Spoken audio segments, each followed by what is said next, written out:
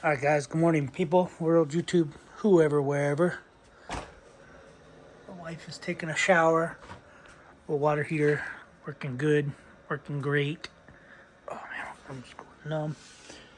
Anyway, yeah, I gotta go.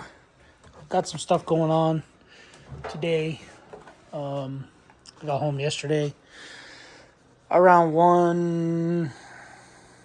Oh, no, it wasn't 1. It was more like almost 4. We started early yesterday. We started at 4 in the morning yesterday to get some stuff done so that we can get home. Anyway, let me shut the door. So, yeah, we started at 4 in the morning so we can get some stuff done, some work. We had to unload, I don't know, 4 or 5 trucks. And then we had to change 9 or 10 ties, railroad ties. Anyway, yeah, so we did all that, and then I don't know, 3 o'clock left, got home at 4, about an hour away. So yeah, pretty exhausting day yesterday. Yeah, the day before and yesterday, because the day before we did 15 ties, railroad ties, and some other junk. Unloaded trucks, and basically we're just helping out the local guy because there's only one guy there working. So anyway, yeah, today I'm gonna drive the truck today. I'm gonna go to a place called Patent Steel, get some 1 3/4 or 1.5 inch tubing for a spare tire holder for the Yamaha. I gotta go to AAA because in California they don't send you renewal registrations for diesel trucks. I got one for my diesel car, got a renewal, sent it in, got a new tag, new sticker for 2023 trucks. My old truck, my 2012 kid that got it hasn't received his expires in November, which it is December. So his expired, and he had to go AAA and register it. So I'm going to take the truck to AAA to register it. His truck, however, he does have to do emissions on it, so he swapped all the emission stuff back on it while I was not feeling well. I was sick, so I couldn't help him, but I did help him via telephone, texting, video, whatever I could to help him get it done. So I did get a VIN verification on this. Some people came out local, and they came out, did a VIN verification, so I don't have to tow this thing through town. So if you need to do VIN verifications out of state, because this trailer's from Arizona, bought it in Arizona, brought it over to California, and yeah, just don't want to drive it, 30 miles to AAA or to CHP. I don't want to tow it. So 30 miles there, 30 miles back, in town, dealing with all that. So people came out, $100. They walked around, did a VIN verification on it, gave me the paperwork. So now I get to go to AAA and register it, pay all kinds of money for that, pay all kinds of money for this. This is probably $400. This is probably going to be $700 at least. And then I have the dump trailer. I got to pay. I think it's going to be about $400 for that one. So I'm thinking 400, 700, and 400. So 8. So $1,500 I'm going to be paying today in registrations. Anyway, if you saw in the background, dirty bikes. Got the dirty bikes out. Mainly because I think I'm going to have to take the small toy hauler to work, to live at it for 10 days. So got the little one cleaned out mostly. So now I just need to go through it and actually clean it. Yeah, so that's why I got the dirt bikes up here, because I don't want to stick them in there, just in case. If I get this thing registered, if there's no problems, I might take this one. I don't know. I might take this one with the Yamaha, because there's a lot of trails out there where we're working in Yermo. So it's a toss-up. And then if I take this one, I'm going to bring a gallon of paint and some tools. And there's a Home Depot over there. Maybe while I'm out there working, and then on my time off after work, maybe I'll redo the floor. So there's a chance I will be taking this toy hauler. A slim chance, but yeah, I'm bringing the little one because yeah, I don't have anywhere to store that. I could store it in the garage, but the garage, while I'm at work, will probably have my car in it. And then the wife will she can drive my car if she wants, but she loves her car too much, I guess. Anyway, yeah, so kid's bike, put some fuel in it. Kid's bike fired up, put some fuel in mine, would not fire up. And I'm thinking carburetor's either gummed up or carburetor float is stuck, because I don't remember when I put the bike away that I ran it out. I know I ran his bike out. I believe I ran his bike out. I don't think I ran this bike out, because I put his bike away in the small toy hauler about a week before I put mine in there. So I'm thinking, I know I drained the fuel. There's no fuel in it. And I'm thinking I did not run it out of fuel.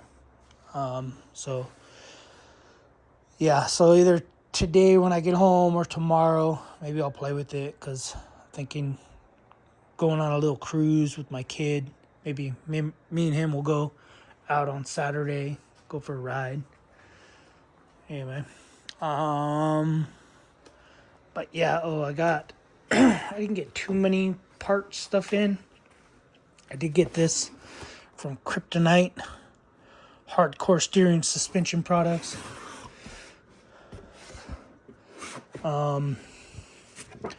Basically, it's 1.5 inch UTV tie rod, installation instructions, passenger 21 1/16 inch. I don't know what that means. There's nothing on driver, so I don't know.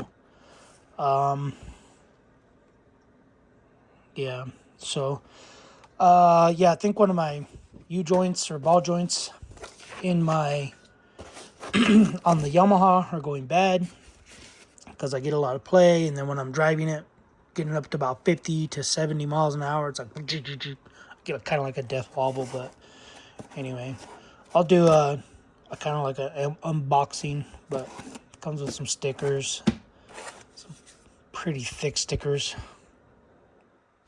I don't know, they seem weird, some kind of faded. Maybe they're made like that. Comes with the little chain lanyard, which I don't mind the color.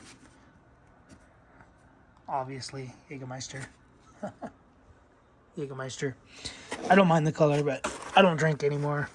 I might have a beer or two, but I don't drink and do any of that stuff anymore, because my liver can't handle it. But anyway, yeah, I think when I feel inside here on the Yamaha, when I feel this joint, which is the inner tie rods, when I feel this, you can feel like a boom, boom, boom, boom. So, ended up buying these. They had a Black Friday sale from the company.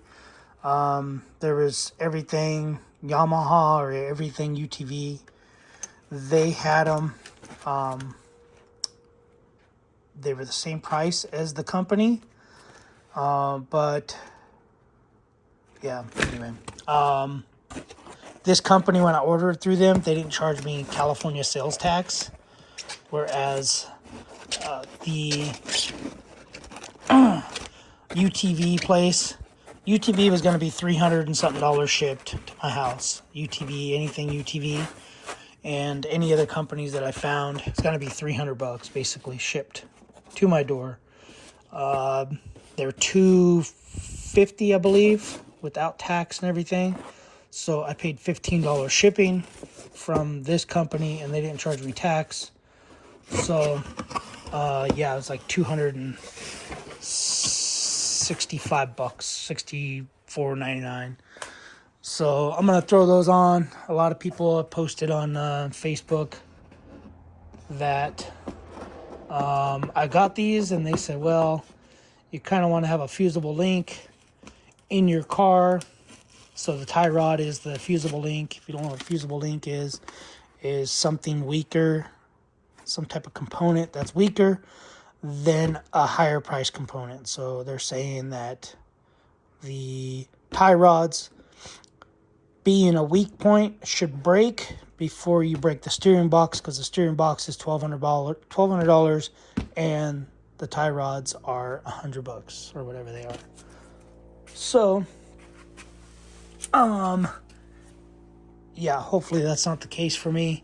I already did the steering brace from Weller Racing, and I think that's why the ball joints went bad, is because the whole steering rack was doing this. So when it would go rack this way and you would turn that way, it would kind of jack up the ball joint, I kind of think. So anyway, you guys can look forward to that video. Maybe I'll do a video on my bike taking the carburetor off, or I'm just going to drain it, see if anything drains first of all. If nothing drains, I'm going to tap the carburetor to see if I can get fuel to drain, because maybe the float needle is stuck. Because if there was fuel in there and it sat in the trailer forever, maybe the fuel needle is stuck up and not down. Anyway, yeah, and I got another ring camera to install. I bought this little heater because they were on sale, a little buddy heater, because I use this one in my car when I car camp. It's an old Sport catalytic converter style one. I like this one a lot because it's smaller, but when I have it in my car and I'm using it, it tends to just point straight up, and the heat goes straight up and gets the headliner hot. So I don't want glue or nothing coming off the headliner and headliner falling, whereas this one is pointed at an angle, and that one has an oxygen level shut off. The kid that bought my 2012, he bought one the next day after I bought this one, and he says it ran in his car for 45 minutes, then it shut off because of the oxygen deal. And I have the bigger one, the bigger Mr. Heater one, and I put this in my car, and it felt like it was going to catch my car on fire. So I was like, yeah, that's too much. And it goes through propane a lot. So I'm just going to, I got to get them out, because I got to put it in the little toy hauler just in case something happens, and just in case something happens. So one of these days I'll install this onto this. So anyway, guys, that's all I got for the video. I gotta re-glue or reattach or clean. I'm gonna look up to see how to, it still has a tacky back. Probably have to use a heat gun and heat some of these stickers back up. But the bike did fire up, so gotta give it that. So I guess I did somewhat of a good job on this bike. So anyway, fuel injection is the way to go. All right, guys, I gotta do laundry, and then I gotta get ready to go AAA and dump about 1,500 bucks. Alright, we'll see you guys on the next video. Thanks for watching. Subscribe, comment, do what you guys do. Keep being you. Don't be somebody else. Later.